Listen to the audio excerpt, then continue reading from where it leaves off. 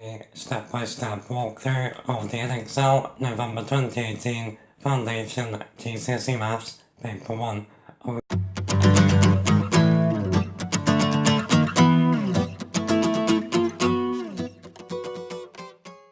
Hey there guys, welcome back to the channel. If this is your first time here and you're trying to get the best grade in maths you possibly can, let me help. Start now by subscribing.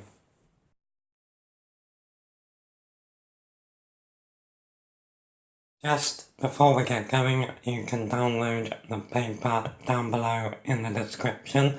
My playlist with every Edexcel Foundation GCSE Maths paper walkthrough is down there. My brand new formula booklet video with all the formulas you need to know is down there, and I'll also link useful topic playlists to help with this paper. So I'll let you know what's going down there as we go. Let's do this. Okay then, number 1, write these numbers in order of size, starting with the smallest. So we have 0.4, 0.02, 0.37, 0.152, and 0.2. So the smallest is 0.02. And then we look for the next one with the smallest number in the first decimal place. So that's going to be 0.152.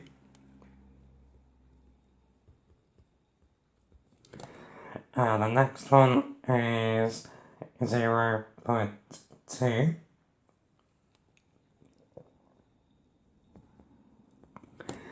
And then 0.37, and then 0.4. Okay, number 2 wants us to write 0.6 as a percentage. So to turn a decimal into a percentage, you multiply it by 100. So this is 60%.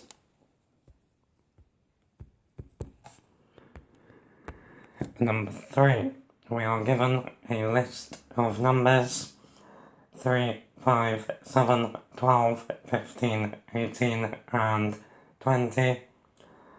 From the list, write down a factor of 10. So that's a number that goes into 10. It's going to have to be 5. Okay, then number 4. Write 7,829 to the nearest 1,000. So, given that we have an 8 after the 7, it's going to round us up to 8,000.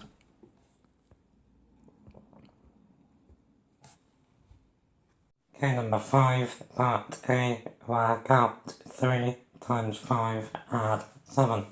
So, remember, BidMaths, we have to do 3 times 5 first, so that's 15, add 7, that's 22. Part B, work out 2 to the power 3. So this means 2 times 2 times 2, which is 8. Part C, we want to write brackets in this statement to make it correct. So we have 7 times 2 add 3 is equal to 35. So 7 times 5 is 35, so we need to put brackets around the 2 and 3. Cool. Okay, number 6.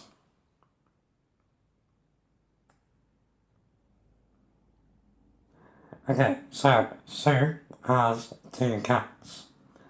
each cat eats 1/4 of a tin of cat food each day. She buys 8 tins of cat food. Has Sue bought enough cat food to feed her 2 cats for 14 days? You must show how you get your answer.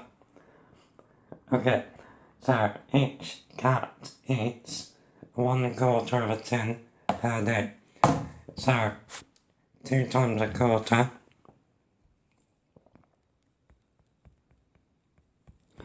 is 1/2. That means then, together they eat 1 whole tin every 2 days.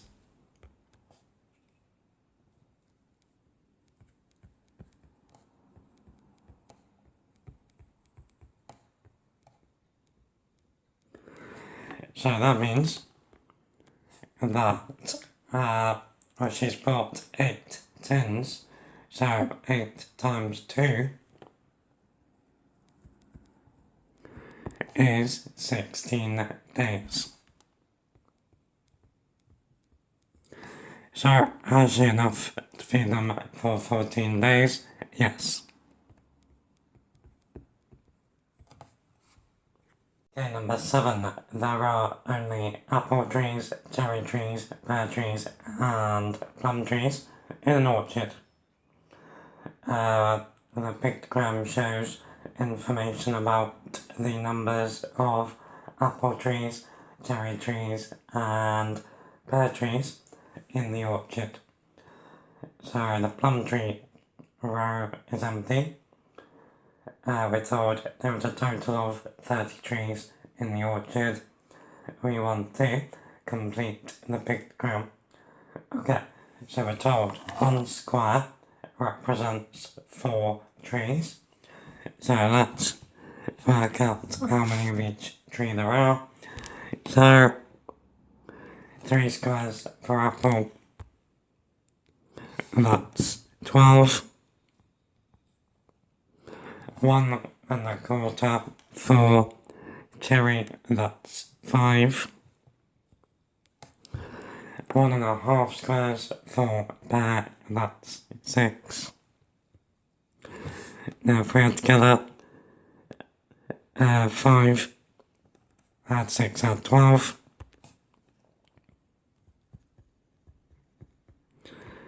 And that's gonna give us 23. So we can now work out the number of plum trees. 30 minus 23 is 7. So that's going to need 1 whole square and 3/4. Cool. Okay, number 8. We have coordinates fun.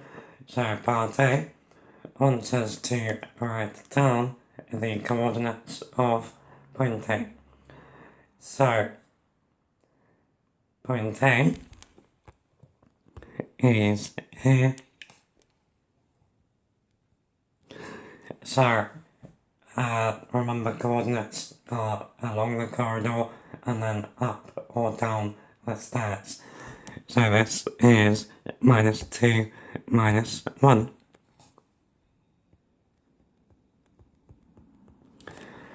Okay, then for part B, on the grid, mark with a cross and a point 2, 3. Label the point B. Okay, so 2, 3 is 2 places right and 3 places up. So it's gonna be that. Don't forget to label it B. Okay, then part C says on the grid, draw the line with equation x is equal to -4. So Find where x is equal to minus 4, which is here. Now, it's a straight line that goes through that point.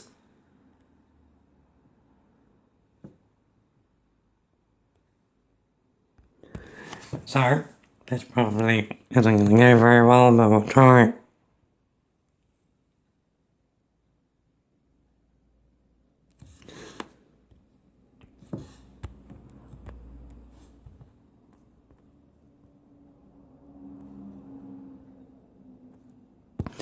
Okay, so that is the line x equals minus 4. Okay, number 9. G is 9, H is 4. Work out the value of 2G add 3H. So, this just means 2 times 9 add 3 times 4.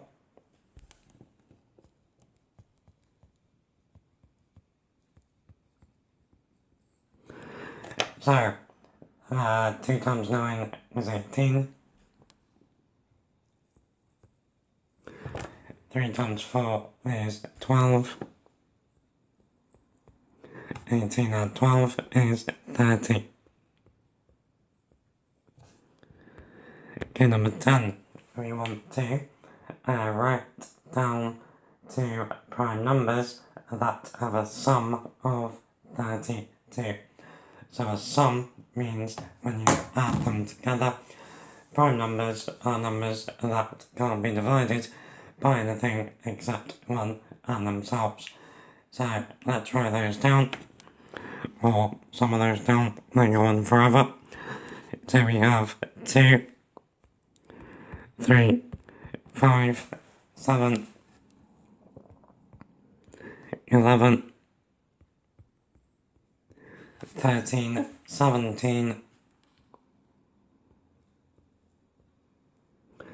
19, 23, 29, and 31.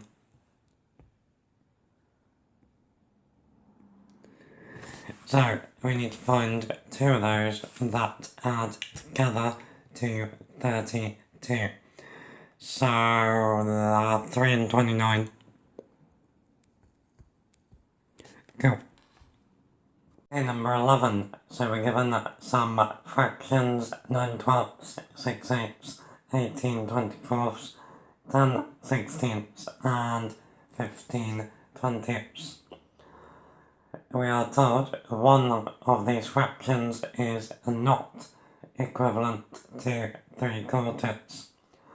Part A, which fraction? So, 9 twelfths has a common factor of 3, it does go down to 3/4. 6 eighths has a common factor of 2, it does go down to 3/4. 18 24ths has a common factor of 6, it does go down. 10 16ths though has a common factor of 2,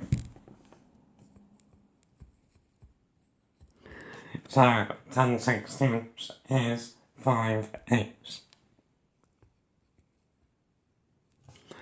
So that's okay. Part B answers to work out 1 12th add 5 sixths. So, to add or subtract fractions, they must have the same number on the bottom. We can turn 6 into 12 quite nicely, just multiply by 2. If you do that to the bottom, you must do it to the top too. So this is 1 12th add 10 twelfths, which is 11 twelfths. Okay, number 12. Tom uses his lorry to deliver bricks. you can use this graph to find the delivery cost for different distances. So going upside, we have delivery cost in pounds. Every 10 little squares represents £20, so every 1 little square is worth £2. And along the bottom, we have the distance in miles. Every 10 squares represents 10 miles. Every little square then represents 1 mile. For each delivery, there is a fixed charge plus a charge for the distance. Part A, how much is the fixed charge? So, to find the fixed charge, we're going to go up from a distance of 0. You're already getting charged this amount before the lorry travels any distance. So, if we go up from 0, we can see the graph is at 10. So the fixed charge is £10.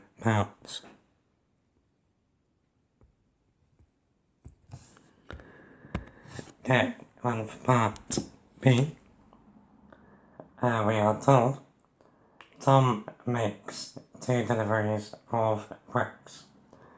The distance of one delivery is 20 miles more than the distance of the other delivery.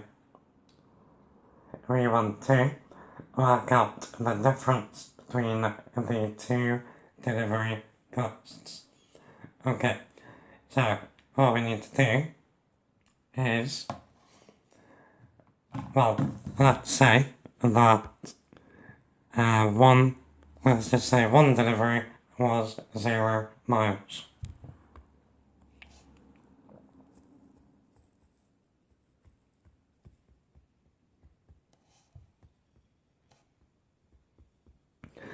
We know from part A that would cost £10. And then for the other delivery to be 20 miles further,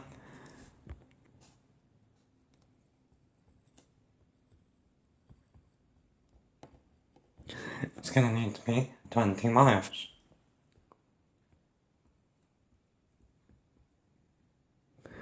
So we go to the graph, find 20 on the bottom, go up until we hit the graph, which takes us there, go across, get the cost. So that's going to cost us £40.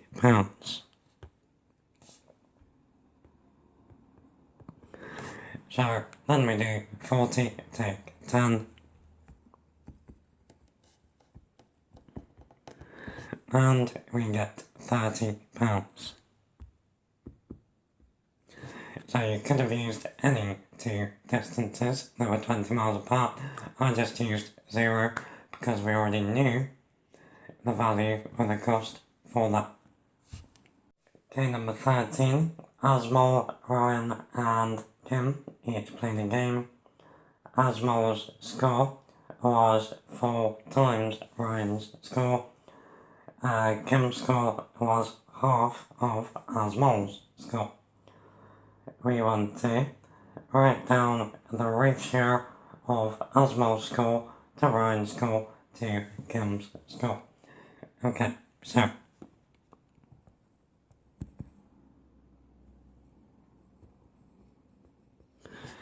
let's say that Ryan scored 1. Now, Asmol scored 4 times Ryan's score, so Asmol scored 4. Kim scored half of Asmol's score, so Kim scored 2.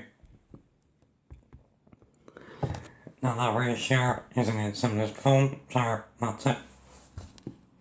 Okay, number 14, 4 marks, so really the first big question.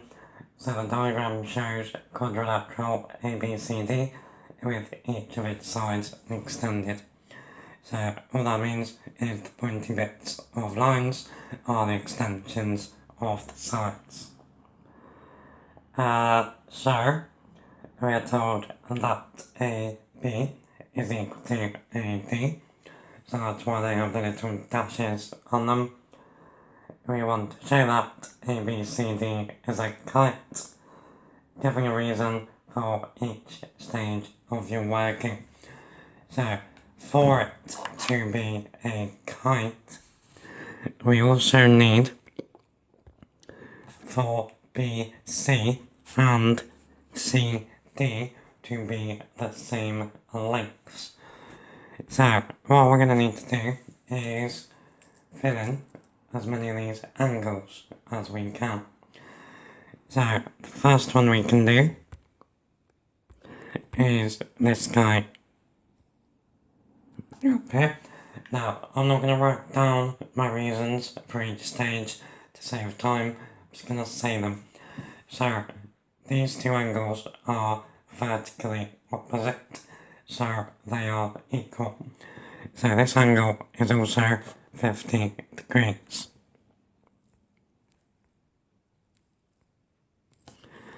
Okay. Now we also have this angle down here that we can find out. Now, angles on a straight line add up to 180. So this angle here has to be 105 degrees.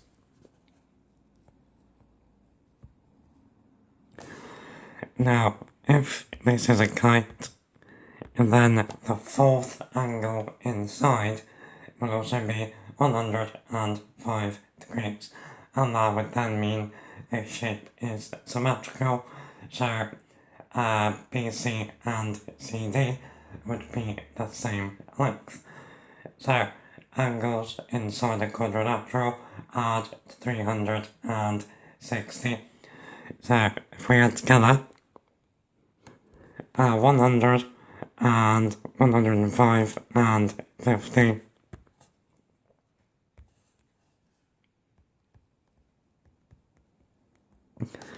so that's 205 and 50 gives us 255. To find the missing angle, then do 360 minus that.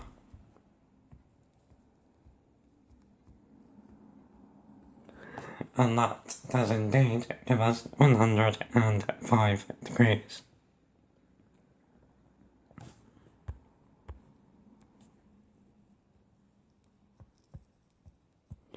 So that means then the shape is symmetrical, so that means the other two sides are the same length.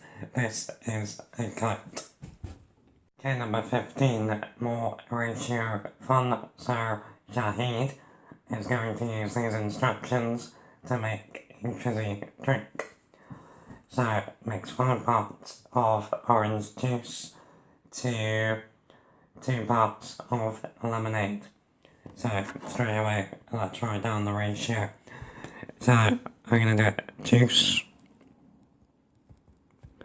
to lemonade, so it's 5 to 2. Okay. Shahid thinks that he has 300 millilitres of orange juice and 200 mils of lemonade. If Shahid is correct, what is the greatest amount of fizzy drink he can make? So, classic sort of question, you're going to run out of one ingredient before you run out of the other. So, let's see if he can use all 300 millilitres of orange juice. So, that would mean then we're going to have 300 millilitres of orange juice. Now what we need to know is how many lots of, or how many milliliters of lemonade would that need. So to do that, we need to work out how we have turned 5 into 300. So 300 divided by 5 is 60.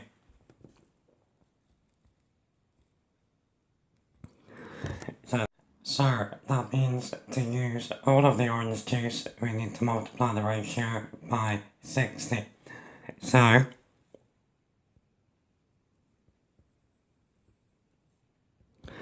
we would need then 60 times 2 milliliters of lemonade. So that's 120.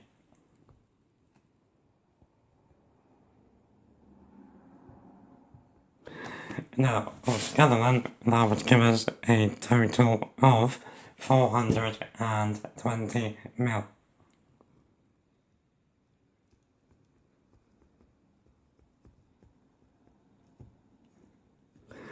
What we now need to check is whether we can make more by using all of the lemonade.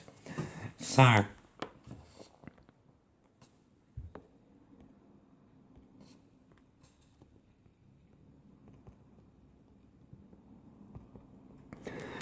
this time we're going to use all of his lemonade. Now we're going to try. So he thinks he has 200 ml of lemonade. So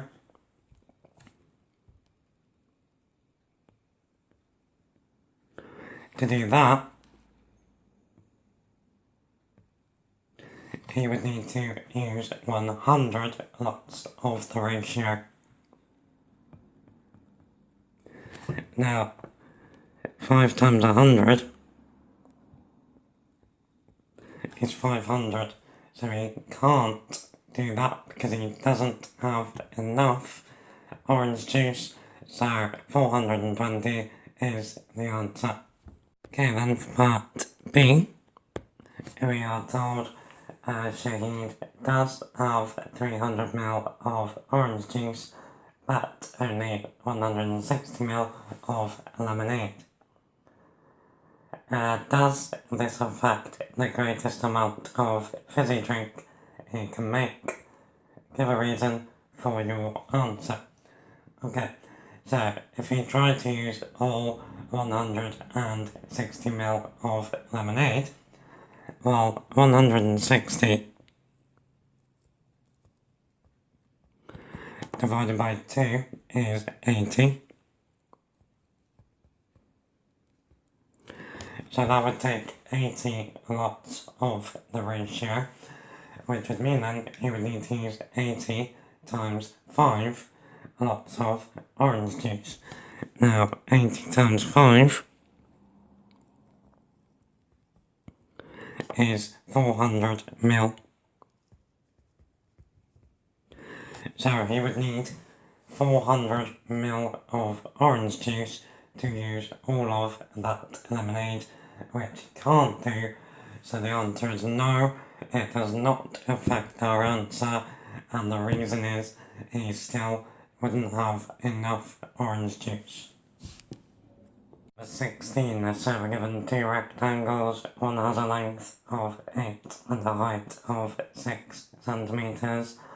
The other one has a length of 12 and a height 10 centimetres. Jim says the two rectangles are similar because 8 add 4 is 12 and 6 add 4 is 10. So he's thinking here, because you can add 4 to both lengths of the left rectangle and get the lengths of the right hand rectangle, he thinks that makes them similar. Is Jim correct? Explain your answer. No, Jim is not correct. For shapes to be similar, the lengths of one rectangle have to be a multiple of the other. So that's the reason Now let me give you an example. So, a rectangle that would be similar to the one on the left could have lengths of 16 on the bottom and 12 as its height. So that rectangle is similar to the one on the left because we multiply the lengths on the left to get by 2 to get this new rectangle. But the answer to the question is no, Jim is not correct. Number 17. 80 people are asked if they like coffee. 48 of these people are women. 61 of the 80 people like coffee. 8 of the men do not like coffee. Use this info to complete the frequency tree. Okay, so there are 8 people altogether. 48 of these people are women. So we need a 48 here. Now that then means there are 80 minus 48 men. So 80 minus 48 is 32. Okay. Then we're told 61 of the 80 people like coffee. That doesn't really help us yet. We know 8 of the men do not like coffee. So what we can do is put an 8 here, which then means that 24 men do like coffee. So now we can work out the number of women who like coffee, because we know 61 people overall like coffee. So 61 minus 24, so you can't do 1 take 4 or a 1. So 11 take 4 is 7. 5 take 2 is 3. So 37 women do like coffee. Now there are 48 women altogether, so that means 11 of them do not like coffee. So that is our completed frequency tree. Okay, then for part B, we are told one of the people who like coffee is chosen at random. Find the probability that this person is a woman. Okay, so at the bottom of our fraction here is the total number of people who like coffee. So that is going to be 61. And then the top number is the number of women who like coffee. So that's 37. So it's 37 over 61. Number 18, we have Best Buy. So Food Mart and Jane's Store sell boxes of the same type of breakfast cereal. Each shop has a special offer. So Food Mart, you can get 400 grams with 20% off the normal price of £5. In Jane's Store, we can get 400 grams plus 30% extra for £5. We were asked which box of cereal is better value for money. You must show you're working. Okay, So let's do food maths first.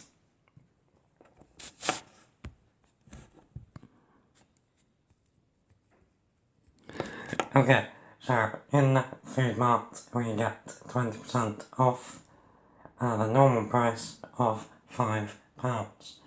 So 20% of £5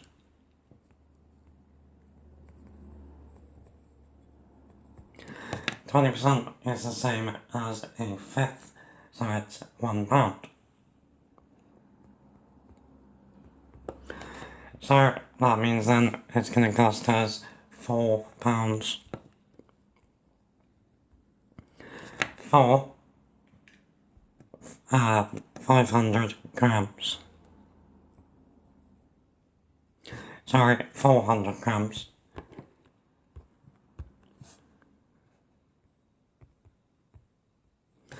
Okay. Then in Jane's store,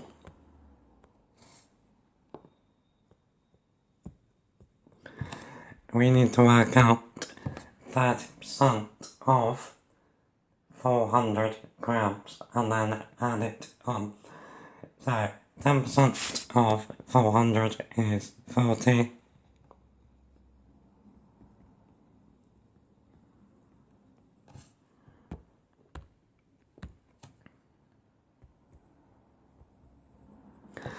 So 30% is 120 grams. So in Jane's store, we get 520 grams for £5.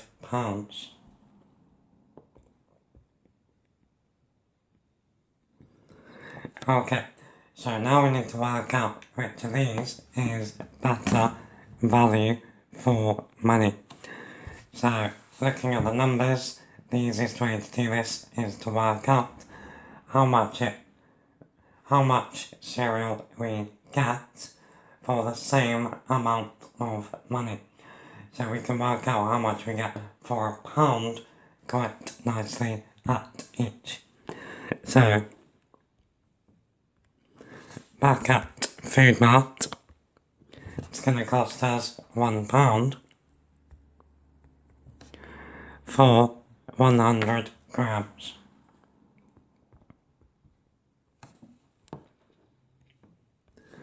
Over at Jane's store,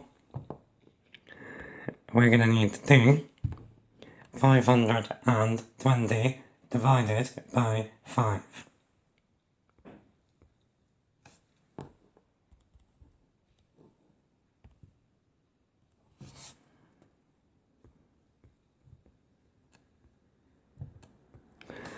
So 5 goes into 5 once.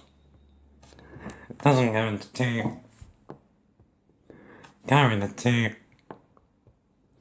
5 into 20 go 4 times. So that means £1 gets us 102 grams.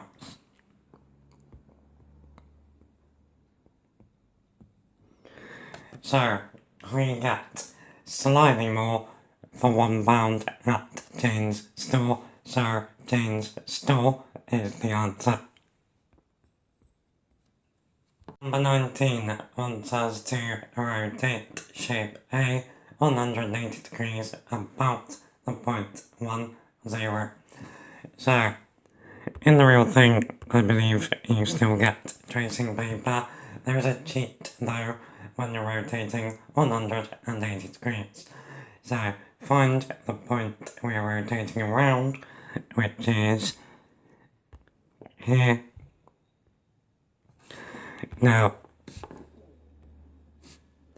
what we're going to do, we're going to pick a point on the shape, and we're going to count how many or how we get from that point to the red point. So we go 3 down, 3 right. Now, all that we do then is go the same from the red point. So we go 3 down and 3 to the right, which takes us there. Now that is going to be the tip of the rotated shape. So we can now just draw the rest in. So down by 2.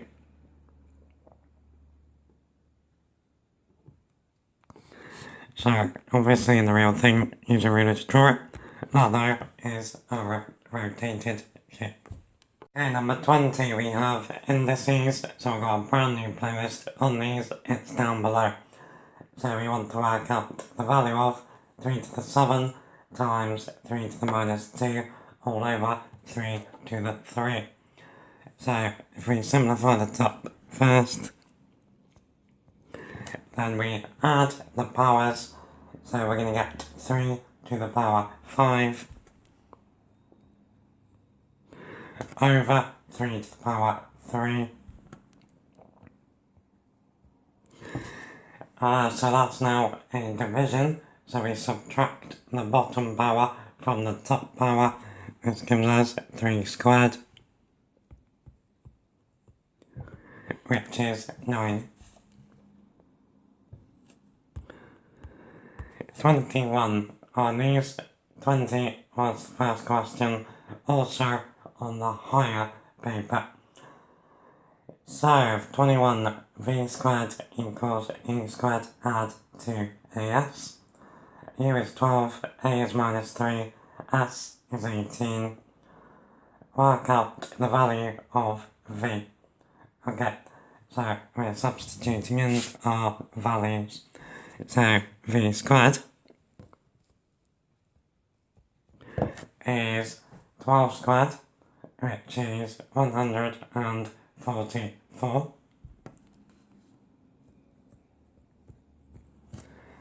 And then we have add 2 times minus 3, so that's going to be minus 6 times 18. Okay, so we have minus 6 times 18.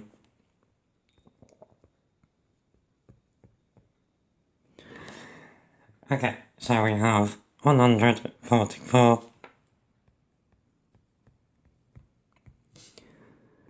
minus, okay, so 6 times 10 is 60, 6 times 8 is 48, so we have minus 108. So that means v squared is 36. So we square root. Now be careful here, when you square root you get 2 answers, positive and negative. So the answer is plus or minus 6. Cool. Okay, then part B wants us to make s the subject of v squared equals u squared, add to as. So that means to get s on its own with all the other stuff on the other side. So we can start by subtracting u squared. So we get v squared minus u squared is equal to 2as. Now we can think of 2a as one whole thing, and that one whole thing is multiplying s. To cancel our multiplications we divide, so we get v squared minus u squared over 2a is equal to s. Okay, number 22, so this one is a barrel of laughs, so a bonus of £2,100 is shared by 10 people who work for a company. 40% of the bonus is shared equally between 3 managers.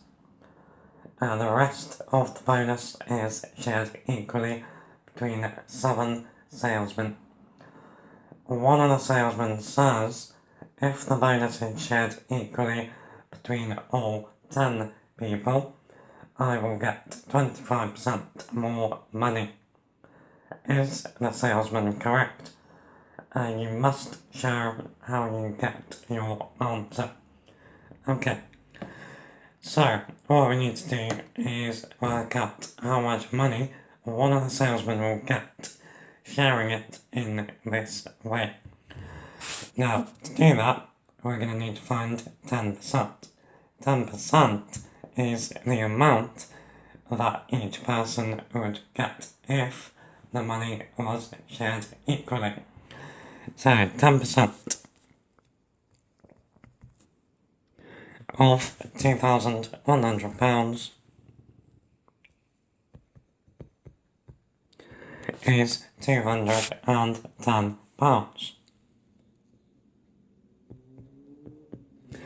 So remember, that is what each of the 10 people would get if it was shared equally. Now, if the managers get 40%, the salesmen get 60%. So we now want to find 60%. So 60% is 6 times 210.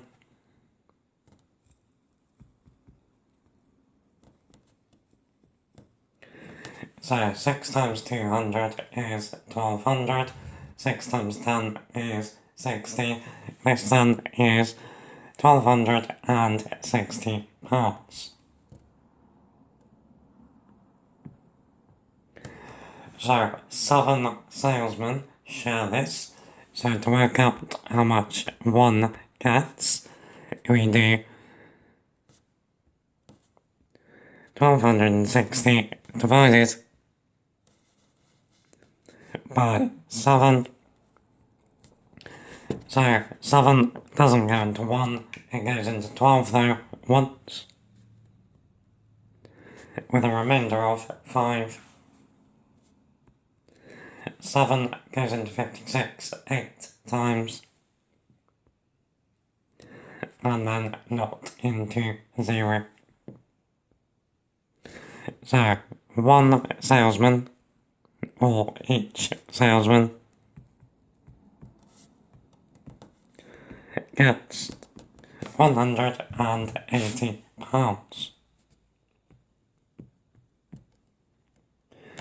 Now, what this salesman is saying is that if it was shared equally between all 10, he would get 25% more money.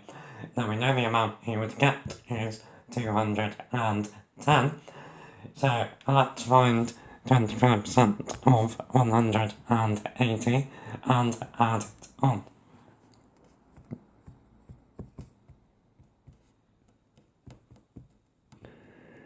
So 50% would be 90, half of that is £45. Now, if the salesman is correct, 180 add 45 would be 210, but it's not. So 180 add 45 is £225, which is not equal to £210. So, is he correct? No.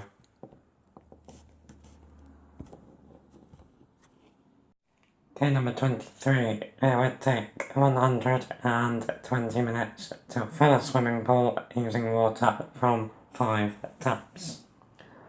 Per day, how many minutes will it take to fill the pool if only 3 of the taps are used?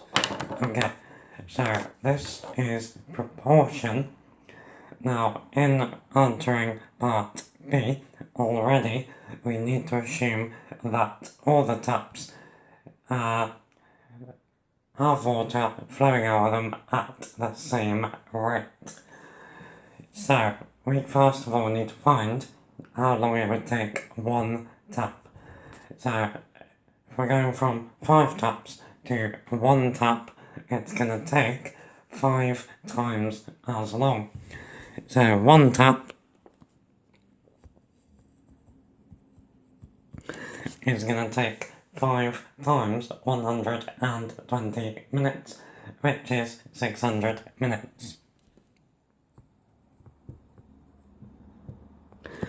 If we then multiply the number of taps by 3, it's going to take a third of the time. So 3 taps is going to take 200 minutes. Okay, then part B asks us to, we've already answered it, state one assumption we have made in answering part A. So again, that is that we have assumed that water flows out of the taps at the same rate. Okay, number 24. So a plane travels at a speed of 213 miles per hour. Part A wants us to work out an estimate, keyword, for the number of seconds the plane takes to travel 1 mile. Okay, so we can't work this out exactly. 213 is a horrible number. We don't have a calculator, so we're going to say 213 miles is approximately, so we can use a squiggly equals sign. So we're going to say 213 is approximately 200.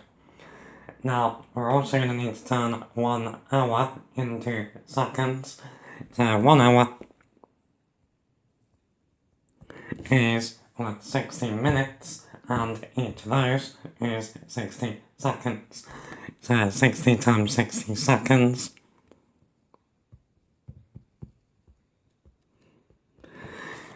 Ten times 60 is 600. If you then multiply by 6, we get 3,600 seconds.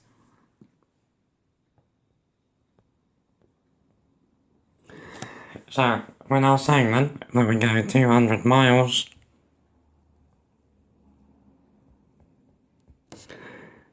in 3,600 seconds.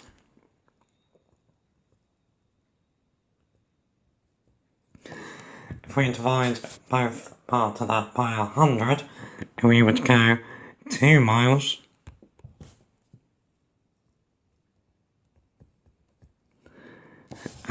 in 36 seconds.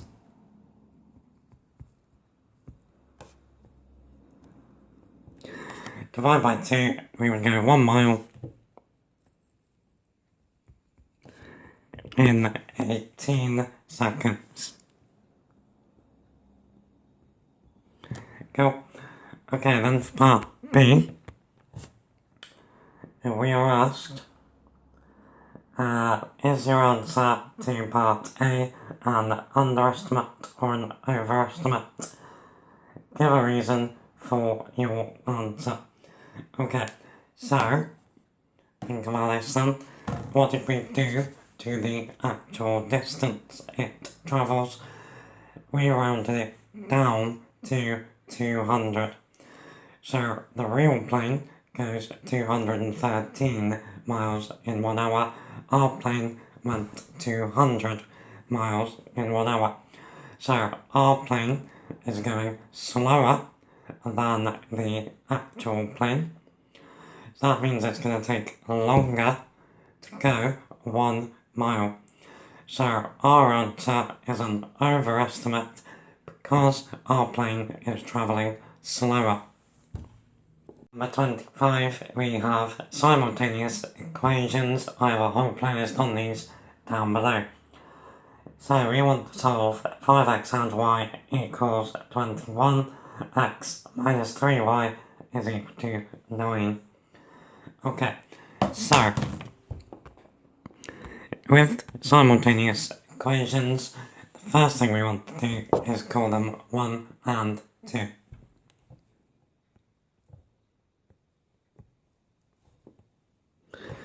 Now what we need are two equations with the same amount of the same letter. Now here I'm going to go for the y's, so it doesn't matter that one equation has a negative y term and the other positive. As long as we get the same number, we can still cancel them out. So I need to turn y into 3y. To do that, I need to multiply equation 1 by 3. So that then is going to give us 15x. Add 3y is equal to 63.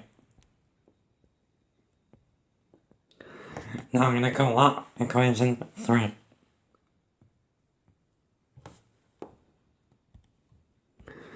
Now then, equation 2 and 3 both have 3y in them. Now because one is positive and one is negative, for them to cancel each other out, we need to add the equations. So we're going to do 2 add 3. So that's going to give us 16x is equal to 72. Okay, so from that we can now find the value of x. So it's not very nice.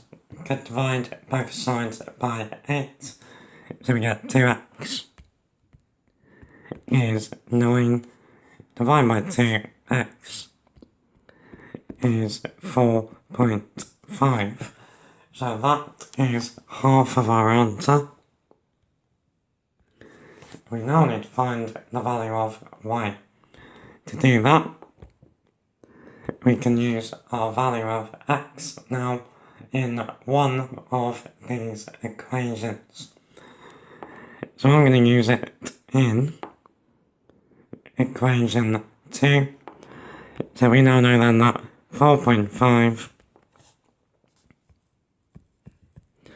minus 3y is equal to 9. Now, if we take away the 4.5, minus 3y is equal to 4.5. Now, if we divide 3 by minus 3, we get y is minus 1.5.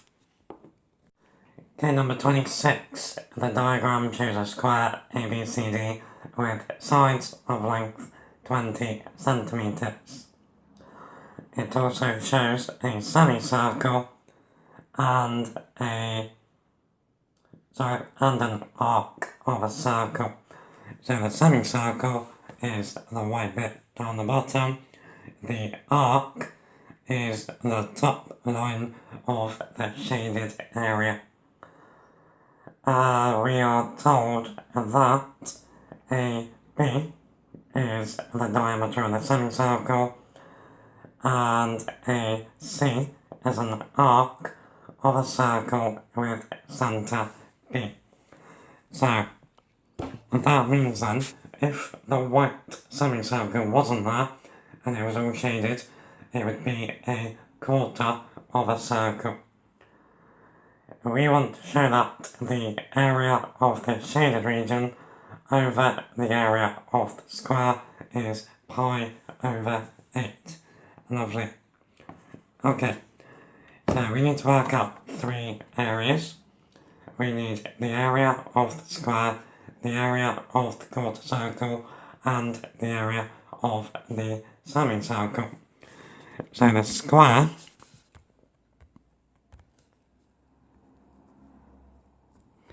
is 20 centimeters times 20 centimeters.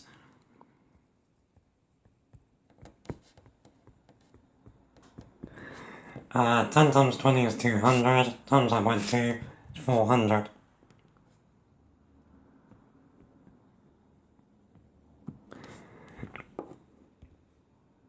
Okay, now for the two circling bits, we need to know the area of a circle is pi r squared. If you haven't already, check out my formula booklet. It's brand new, it's down below. Take a peek. Okay, so for the quarter circle,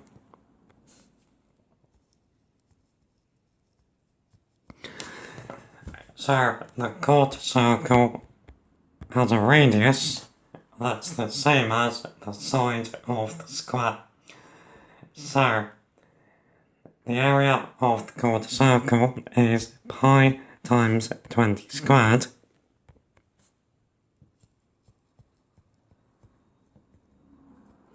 over 4, because it's only a quarter of the whole circle.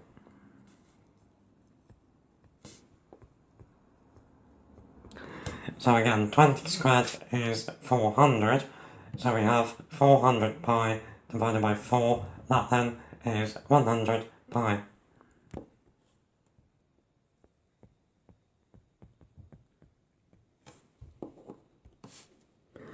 Okay, and then the semicircle.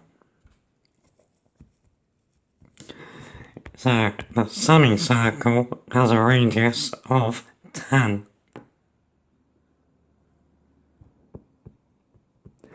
Because it has a diameter of 20. So, the area of this guy is pi times 10 squared divided by 2.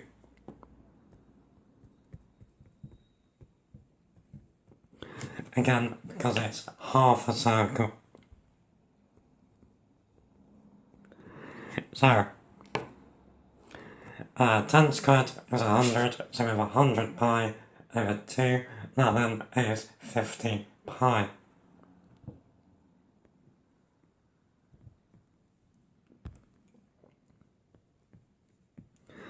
Okay, so now we can work out the shaded area. The shaded area is the quarter circle minus the semicircle. So the shaded region is 100 pi minus 50 pi, which is then 50 pi centimeters squared.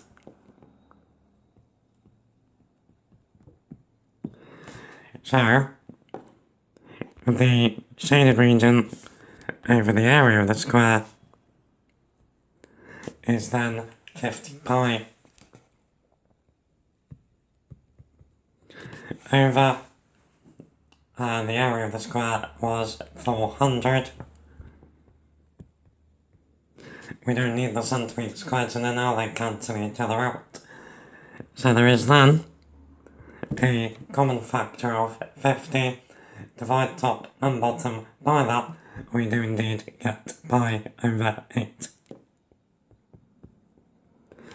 Really tricky question for a foundation paper. 27, nearly there, so Amina has 2 bags. In the first bag there are 3 red balls and 7 green balls. In the second bag there are 5 red and 4 green. Amina takes a random ball from the first bag and then takes a random ball from the second bag.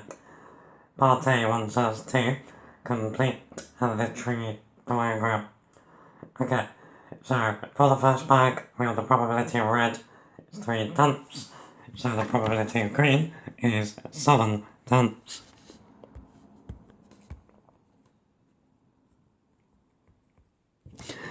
And then top branch for the second bag is 5 notes for red, so it's 4 notes for green.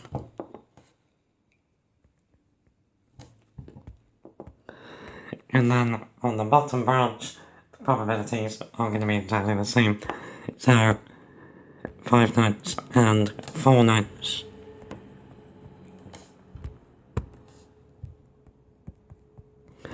So that is our tree diagram. Okay, then for part B, we want to work out the probability that Amina takes 2 red balls. Okay. So the path we want to take is red, and then red. So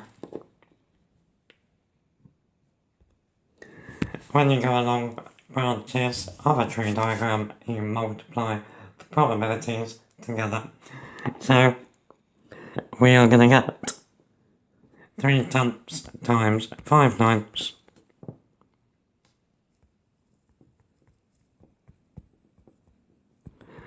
now when you multiply fractions, you just go across. So 3 times 5 is 15. 10 times 9 is 90. Now it doesn't ask for a linear list form, so that would be fine, but there is a common factor of 15, so the final answer is, or could be, 1/6.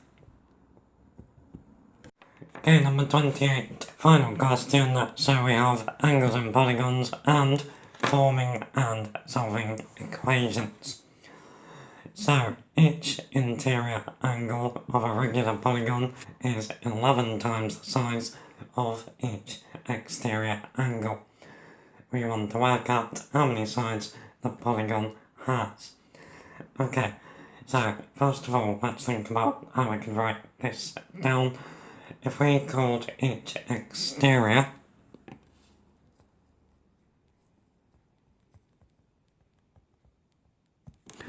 let's call it x degrees,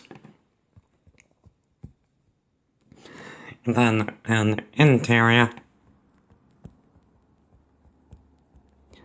is 11 times that, so 11x. Now, interior and exterior angles make up a straight line, so they add together to 180. So 12x is equal to 180 degrees. So we can work out the size of x by dividing by 12. 180 divided by 12 is 15. So each exterior angle is 15 degrees. Now, the next bit of info that's really going to help us is that the sum of exterior angles is always 360 degrees, and there are always the same number of exterior angles as there are sides of the shape. So we now need to do 360 divided by 15. So that's not quite so nice. Let's use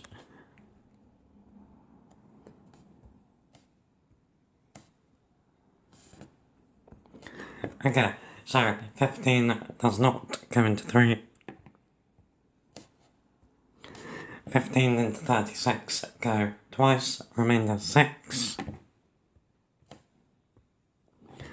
15s into 60 go 4 times. So the answer is 24 sides. Alright then guys, that's it for another paper. If you found this useful, don't forget to give us a thumbs up, get subscribed, share with your friends, they may need help too. don't forget to check out the description where you can get every past paper walkthrough, my formula booklet, etc. Take it easy, take care.